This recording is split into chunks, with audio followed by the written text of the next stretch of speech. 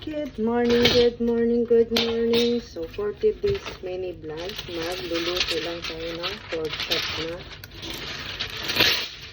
Ano na siya? Nakamarinate na siya. Ready to go.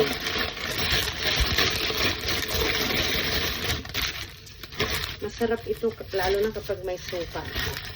So, 10 suka na tayo mga lodi. Okay, ang suka, yun yung nagpapasarap sa ating mga pagkain. Naghugas na pala di ay ako gahapon. So, magluluto tayo ng pork chop.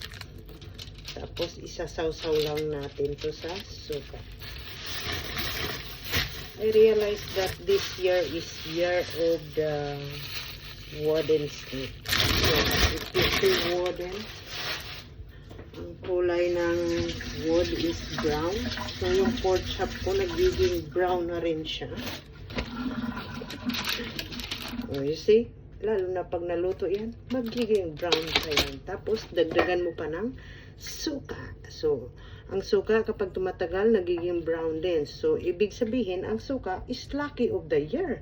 So, team suka na tayo, mga lugod. So, bibik na natin siya.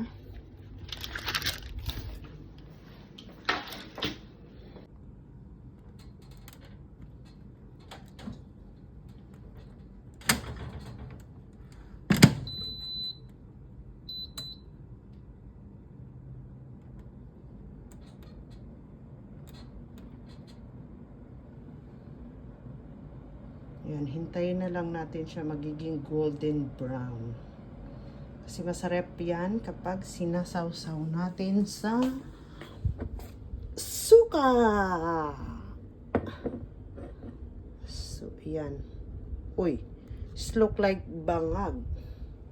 See? Bragg organic apple cider vinegar. It look like brangag.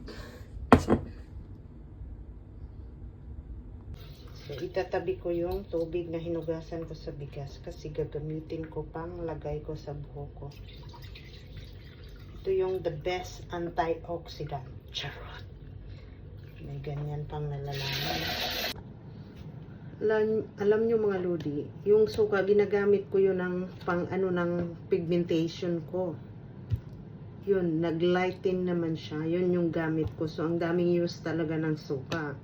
Pwede siya panglinis ng mga alahas, pangluto, panglinis ng mga alahas, panglinis ng mga gulay, panglinis ng mukha. O, diba? Para pag nanalamin ka, amoy suka ka pa rin. Shout out dyan sa mga kapitbahay namin. So, while I'm waiting for my breakfast, I'm cooking the pork chop with rice here. So, yung siniparate ko kanina na water, rice water. So, ilalagay na natin siya sa aking buhok. Ito yung the best antioxidant. Pampaganda ito ng buhok. Ayan. Pero, ano siya, oh. Kulay suka siya. Alam mo yung suka pag bagong kuha galing sa tuba, ganyan. Tapos pag so kumukulo na yung water natin, mag-boil ako ng water para mag-boil lang ako ng baby beans.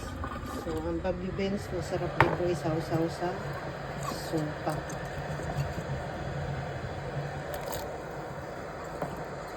Ayan, soba. My rice, vegetable, my pork chop. Yes. And then, suka lang ang katapat niya. Ayan. Huwag po mahiya mag-ulam ng suka. Dahil ang suka nakapagpalakas ng immune system. That is vitamin C.